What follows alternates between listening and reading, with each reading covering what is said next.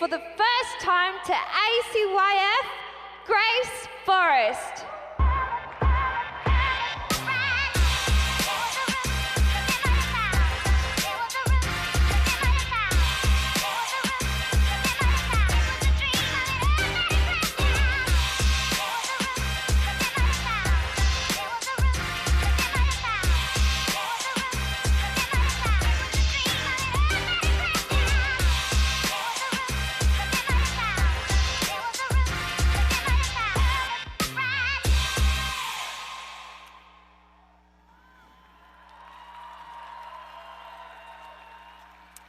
Good morning, everyone. Thank you all so much for having me here this morning. My name is Grace Forrest, and I'm a co-founder and director of Walk Free. We are an international human rights group focused on the eradication of modern slavery in all its forms in our lifetime. Today, I want to talk to you about something we all have in common: power. It's the theme I chose for today because power, when used in the wrong way or against another person, is a force of darkness. Power is at the heart of the exploitation and enslavement of millions of innocent people around the world. But when power is used for good, used to share, when used to stand up for other people or build bridges, it is a mighty tool we all have to make the world a better place. I want to share with you a little bit about my story of becoming a modern slavery abolitionist and learning about one of the most horrific man-made problems of our time, slavery. And I want to share with you that despite the fact slavery might feel far away from us, from this beautiful space in Western Australia, it is in fact all around us, potentially in the materials of this building, in the clothes on your back, in the coffee or tea you had at breakfast, or the phone in your pocket. So going back a few steps, what is modern slavery? Modern slavery is the systematic removal of a person's freedom, where one person is exploited by another for personal or financial gain. It is 100% a man-made problem, and it exists in every single country of the world. You might already know some of the terms used to describe slavery: human trafficking, forced marriage, debt bondage, and forced labor.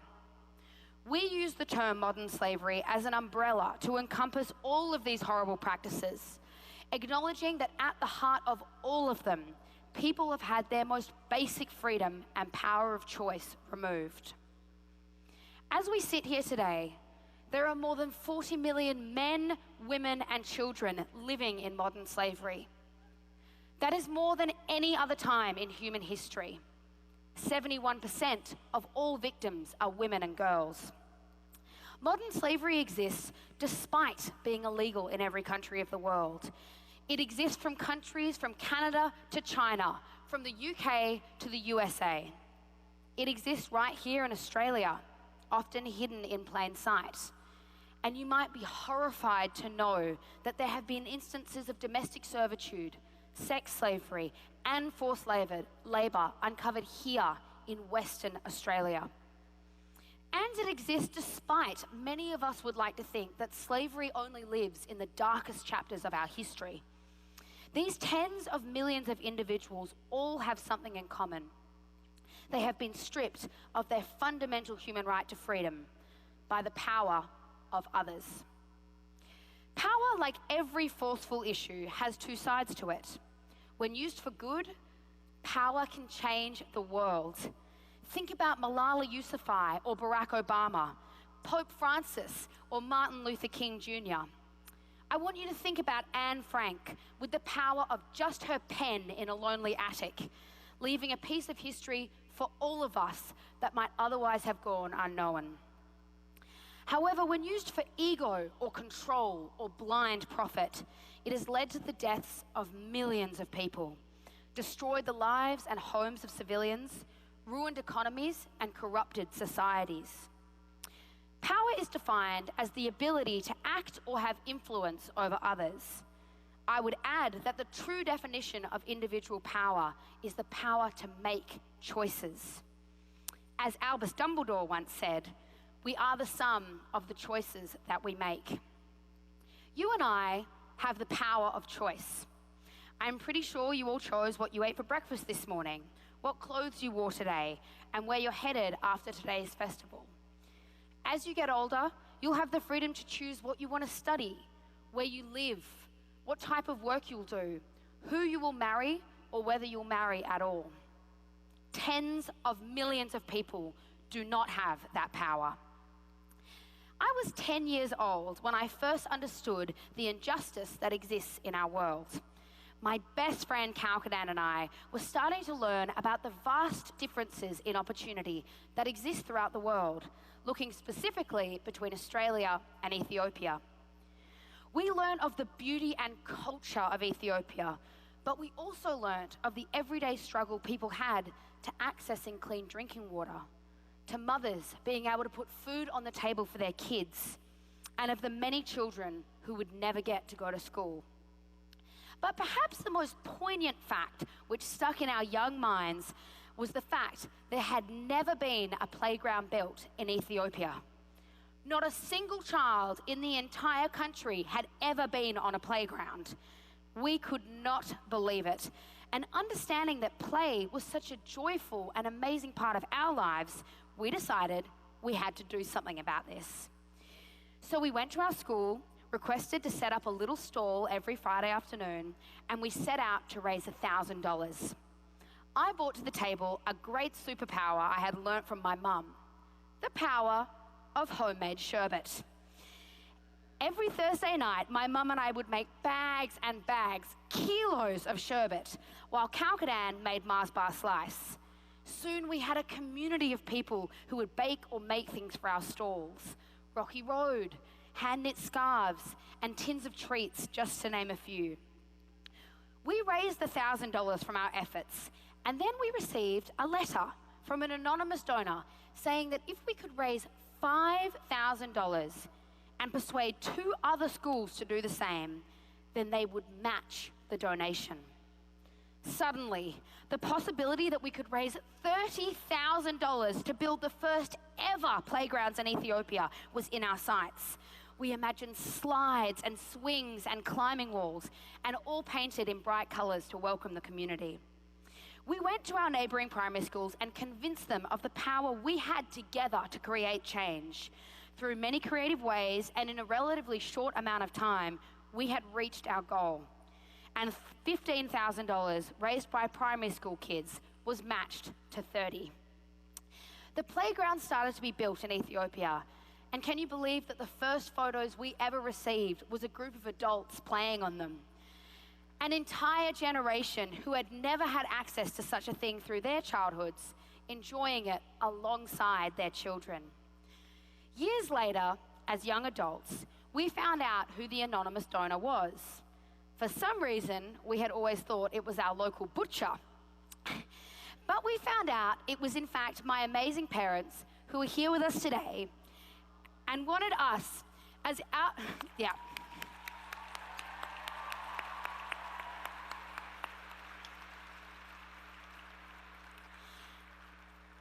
They wanted us as outspoken 10-year-olds to believe in the power of our community and the power we had together to create change. They believed then, as they still do, that children very much have something to contribute to the world, and that even if I didn't fully understand the Declaration of the Rights of the Child, I knew enough to recognize inequality and unfairness. Fast forward to being 15 and my next major experience of injustice. By this stage, I already knew that I was blessed and that my life was not typical to the rest of the world. I had a roof over my head, I drank clean water from the tap without ever thinking twice about it, and I never had to worry about where my next meal came from. Sure, I'd had a few scrapes with bullies along the way, but I had a family who loved me, and one that valued the power of my education as equal to my brother's. However, it wasn't until I went to Nepal on a school service trip that I understood just how much I took freedom for granted. In Kathmandu, I was working with children, some as young as 3, who had been rescued from child sex trafficking. Witnessing their ongoing physical, mental, and emotional trauma was eye-opening in its dreadfulness. Their childhoods destroyed by a horrific abuse of power. Once I had seen what I saw, I couldn't unsee it. And 2 years later, I returned and found that every child my friends and I had cared for had disappeared without a trace, slipping through the vast cracks in society that often exist for the world's most vulnerable people. I knew I had to act and that I was in a position to enact change. The task seemed almost impossibly daunting, but the simple question remained: if not us, then who? If not now, then when? Together with my father, we established Walk Free, and so began an incredibly steep learning curve of not only wanting to free people from this horrific crime, but also to dismantle the drivers which allow slavery to continue. Over the past decade, Walk Free has worked with others to uncover and address slavery in every corner of the world. I've seen with my own eyes many of these horrific realities. Take Lebanon's Bekaa Valley, hugged right up against the border of Syria, where I met a mother who felt the only way she could protect her 12-year-old daughter Sarah from sexual violence in their refugee camp was to marry her off. Or Northern Delhi, where I spoke to a 9-year-old boy who had been beaten by scissors after the oil from his sewing machine had hit a garment. He had been lured to Delhi under the pretext of being able to go to school.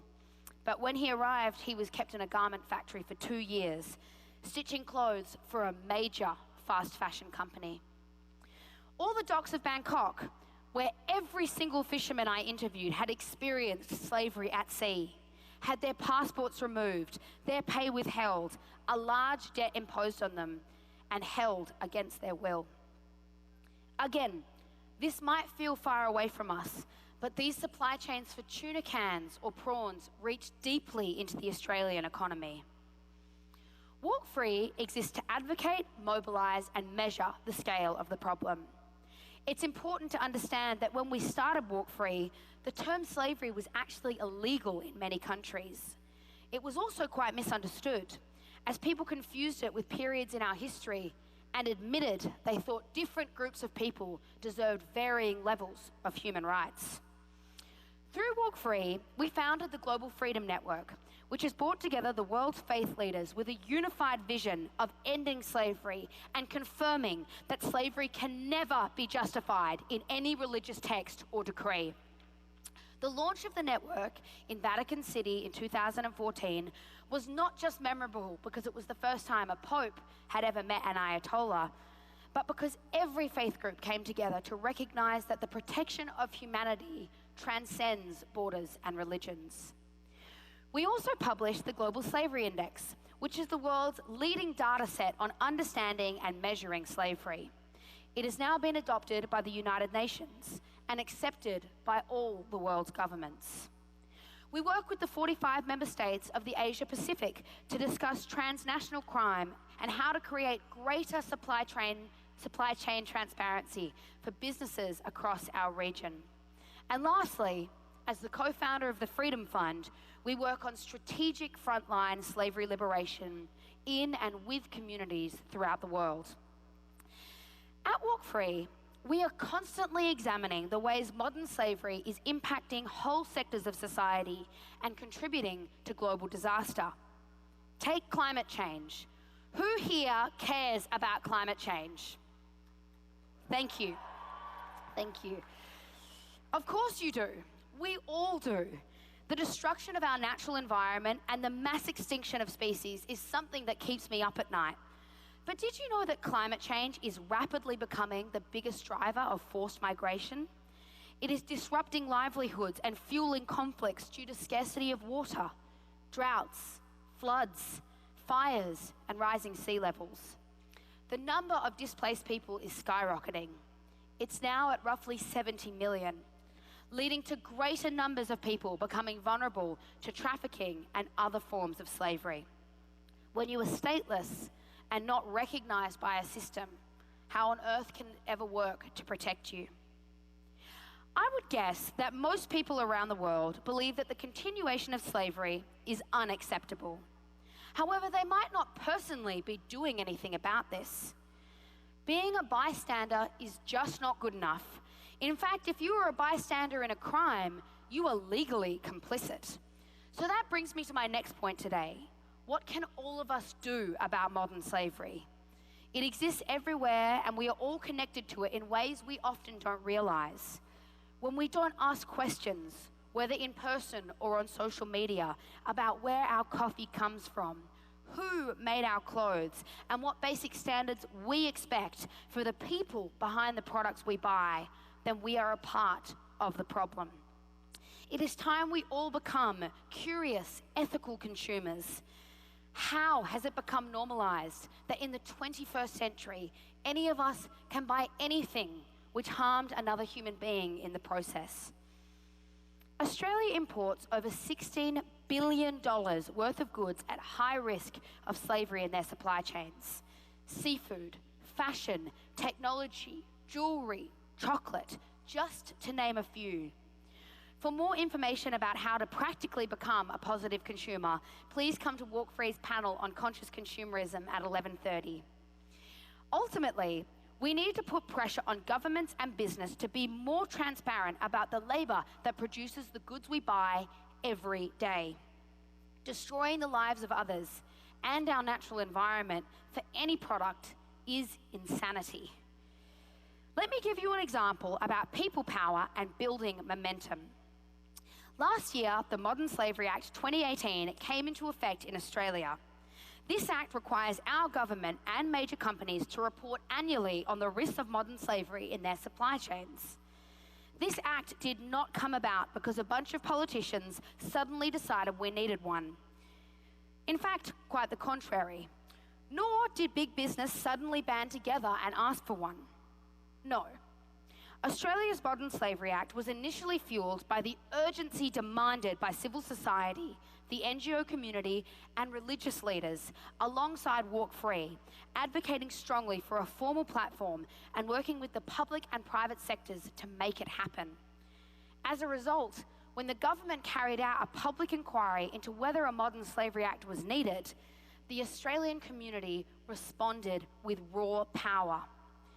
None of this could have happened if people like you and I didn't regard ourselves as both part of the problem and part of the solution, while encouraging others to take the same accountability. Ending modern slavery is going to take a major global economic shift and cultural change.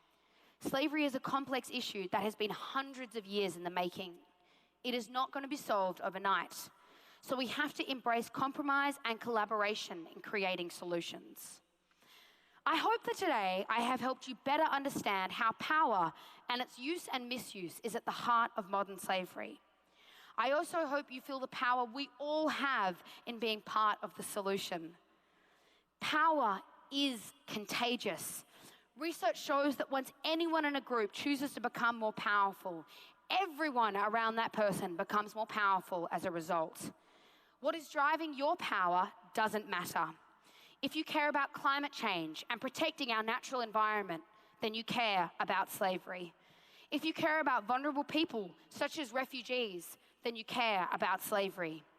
If you consider yourself a feminist, then you care about slavery.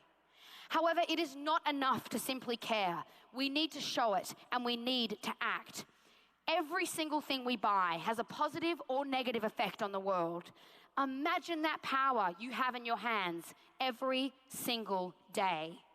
Power, used for good, embraced and encouraged, is the game changer we need to be the last generation living with modern slavery. You have that power. Don't waste it.